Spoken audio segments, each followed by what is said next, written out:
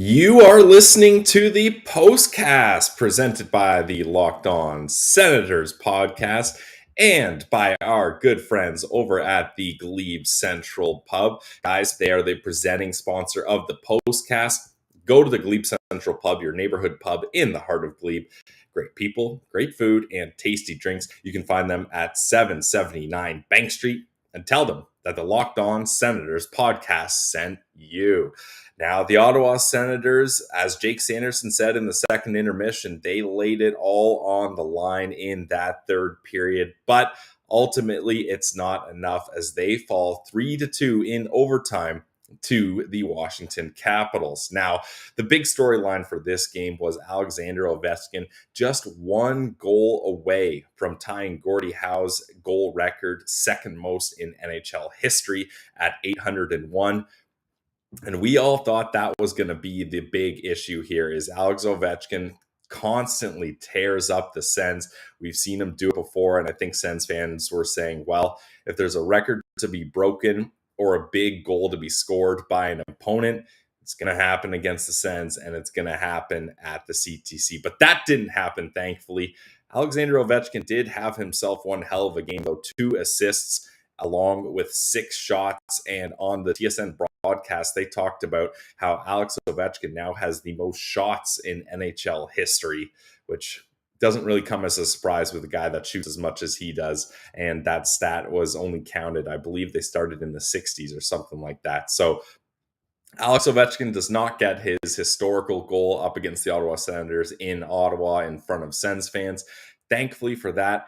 But he does get the last laugh. It's a 3-2 win for the Washington Capitals. And I don't know about you guys. Mix in the chat if you thought that the Ottawa Senators had any chance in this game when they go down to just 10 forwards. As Tyler Mott, he gets hurt.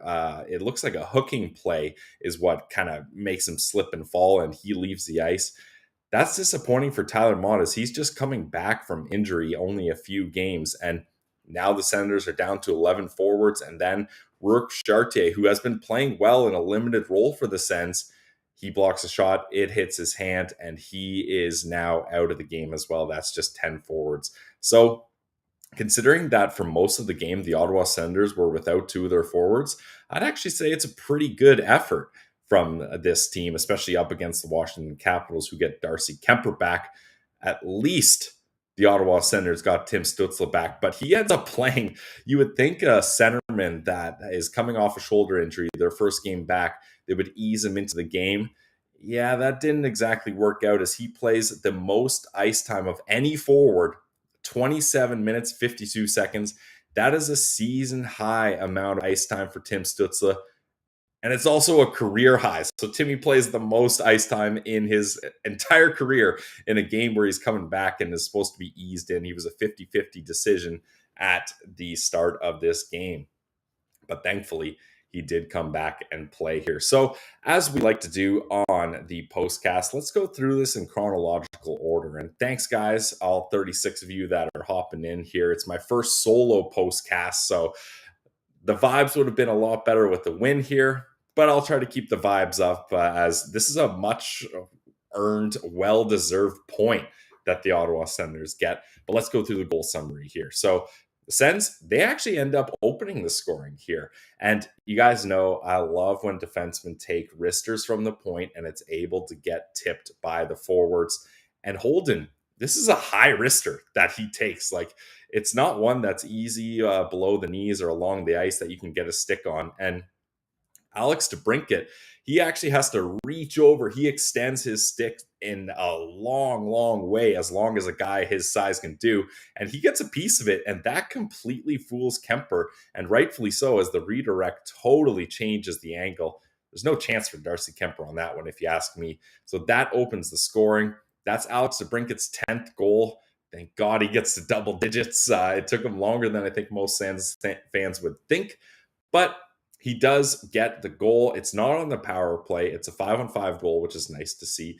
And assists go to Holden and Pinto. So it's 1-0 for your Ottawa Senators at that point. Doesn't take long for the Capitals to come back, though, as they really put on a lot of pressure in the first period and the second period. Honestly, they were dominating. Claude Giroux, he takes a slashing penalty. It's one of those where he comes down hard on Mantha's stick. The stick breaks. It's an easy call for the ref to make. So he heads to the box. And Kuznetsov, he takes a shot from the far face-off dot. And I like Sanderson's idea here. He gets down on the ice. He tries to block it. But unfortunately, that puck hits off of him and beats Talbot. Not much chance for Talbot there, unfortunately. Like the redirects, just like the one on Kemper, the goalies don't have much of a chance there, and that one ties it up at 1. Then that ends up being the rest of the period. The Caps outshoot the Sens 12-5 in the first period. So clearly the Sens are not getting it going like they were hoping to. And this is when Chartier blocks a shot. It's kind of the first play or one of the early plays in the second period. So he's out. And Cam Talbot, he was making saves all over this game, and he makes a big one here as Ovi, his shot is redirected off Hamonic. Carlson gets the rebound, but Talbot dives, he falls over and he catches it, but he's able to stop that one and not give it a rebound, which is very crucial for the Ottawa Senators at this point. But ultimately, it doesn't matter as Ovi on the power play, he one-times it. Or sorry, this one's not on the power play. Ovi one-times it in his office. It gets stuck in Talbot. He's got it in his equipment. He's not sure where it is. And then it slips loose. It trickles towards the line. And Milano and Holden, they're battling it out. But ultimately, it looks like Milano taps it in right before it crosses the line. Noodles was convinced that that was Ovi's goal. That goal would have tied Alexander Ovechkin with Gordie Howe for second most goals in the NHL. That would have been wild, absolutely, if that happens. But it doesn't because Milano ends up getting that one. And that makes it 2-1 for your Washington Capitals. And the rest of the period, Ovi gets a second assist on that one, but the rest of the period does not go well for the Ottawa Senators as Cam Talbot has to make a couple more big saves. Jensen misses an open net back door. He slides it right through the crease right behind Talbot. That could have been an easy goal, but the Caps outshoot the Sens 15-7 in the second period as well. So they're just dominating at this point when you take a look at the shot totals. And although it's only a 1-goal game, this one really seemed like it was out of reach for the Ottawa Senators. I don't know about how you guys were feeling after this, but it really didn't seem like they had much of a chance. But Jake Sanderson, he mentions it in the intermission. There's no game tomorrow. The game up against the Detroit Red Wings has been postponed due to weather. It's going to be played on February, the end of February. I forget if it's the 27th or 28th, but it's a weird situation because the Sens are going to be playing a back-to-back against Detroit, both games against Detroit and both games at the CTC. So you don't see that too often, but the schedule makers, they can only do so much. I actually think it's a blessing in disguise. I'll get into more of that on tomorrow's episode of the Locked On Senators podcast. But that's where we head. It's 2-1 going into the third. And I would say this is the TSN turning point of this game. The third period, 18 seconds in, Sonny Milano high sticks Travis Hamonic in the face. He's bleeding. It's a double minor penalty. And if you're the Ottawa Senators with one of the better power plays in the league, you are so thankful for that power play and a double minor nonetheless. And I was surprised to see that Alexander Ovechkin was out there killing penalties. I didn't realize he did that too often. As he's out there. And the Senators, they do a really good job of creating pressure. Like, I thought this power play unit, obviously, the top unit, is really good, and getting Tim Stützle back is a big, big part of this game as Timmy played 7 minutes and 18 seconds on the power play, and they get it done here. Brady, he's beside the net. He sends it out front. Batherson's all alone out front somehow, and he redirects it through Kemper's pads. It's 2-2 here, and Drake Batherson, he is on an absolute heater as that is a 10-game point streak for him, and it's his 9th power play goal of the season. That ties it up at 2, and now you're thinking, all right, the Senators, if they can just hold on here, there's a lot left in the third period, but if they can hold on, they can at least get 1 point. And when you're down 10 forwards for the better part of this game. Like Chartier goes off at the start of the second period. It's pretty impressive that the Ottawa Senators were able to hold down the Washington Capitals and bring it to overtime, as that is a big part of why they're able to get a point. And then when it rains, it pours. It seems like when the Senators get players injured during the game, it never stops. Just like when Zub broke his jaw, I think Hamonic also left a bit of that game with an injury that led to a goal. But Jake Sanderson, he blocks a shot and it looks like it hits him up high. He's holding his throat a little bit, and you get real concerned there as Hamonic and Zub, they dealt with shots hitting them up high in that game that I mentioned, and Zub ultimately broke his jaw there. We're hoping that it wasn't that serious for Sanderson. I didn't notice him come back in this game, so I don't think he did, and his ice time kind of reflected that, as he only played 15 minutes, 55 seconds. So hopefully that is not a serious injury for Jake Sanderson. And Dom Nicoletta, he lets DJ go, and you could see DJ is just shaking his head. He's frustrated.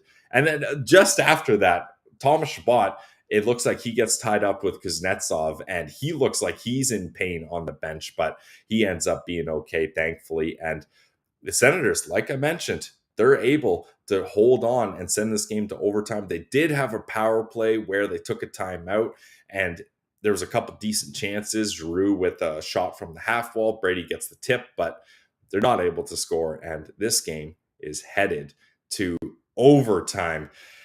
And now you're thinking, all right, these guys, these Senator players, they have a lot of tired legs. I mean, you want your best players out there. You want your Timmys, your Claude Giroux, your Brady Tkachuk's, but they've had to play major minutes. Like I mentioned, Tim Stützle plays a career high 27 minutes and 52 seconds. And then Brady Tkachuk and Claude Giroux all playing big minutes. Brady and DeBrincat play over 24 minutes. Giroux playing 21 and a half minutes. So your top guys are kind of tired. They're kind of gassed here. And the Washington Capitals, when they go to overtime, they've got a couple guys that are absolute finishers, Alexander Ovechkin to name a few. But I actually thought the Sens looked decent here, as Timmy, he got a really good opportunity. He didn't quite get enough of it. And then players crashed into the net, and you thought maybe this is a decent scramble that they can capitalize on, but it doesn't work. Shout out to all the fans that were at that game. At this point in overtime, the Go Sens Go chants were absolutely thundering through the building. Like you could hear it on the broadcast. So if these Sens players needed a push from the fans, if they needed a little bit of extra motivation to try to cap off this game with a win before heading into a little bit of a Christmas break here, they got it from the fans at the CTC. So just want to give a nod out to everyone that had boots on the ground for that game. Now, here's where the goal happens. The Washington Capitals, you got to tip your hat to them. They do a really good job of changing on the fly. They're holding the puck. They're waiting for guys to cycle, get fresh legs on there. And Johansson, he gets it. He skates to the far side. He comes down the wing, and he rips one blocker side, and it beats Cam Talbot. The issue here is two of the Caps players, they switch going into the zone, and Brady's not really sure which player to take. He ends up going to the player that switches, and that leaves Batherson to cover Johansson. But Batherson isn't expecting it. He's a little tired and he's flat-footed. Johansson notices that. He puts on the Jets. He gets a step ahead of Batherson, and he's all alone on the wing, and he beats Talbot blocker side. So that is how this game ends, in a 3-2 overtime loss to the Washington Capitals. But I would say the main points are you didn't let Alexander Ovechkin score his record-breaking goal. Cheers to that. But he does get 2 assists here, and you ultimately lose this game. But getting a point here, I would say, is a pretty big deal. Like, no one would have blamed the Sens if they're not able to get into overtime here, when not only are you kind of down and out already, but then you lose 2 players in the game. And like I said, Jake Sanderson left at least for a bit of time. I don't think he came back in this game. So you were without 3 players for a lot of this game, and that's tough if you're the Sens. So you got to credit them for a big effort, as every point when you're last in your division and just trying to hang on, especially up against Eastern Conference teams, if you can get a point on them, that's decent. And I think the Sens, they deserve a kind of sick taps here for that effort, all of them. as they're going to get a break here heading to Christmas. They won't play until the 27th up against the Boston Bruins on Tuesday.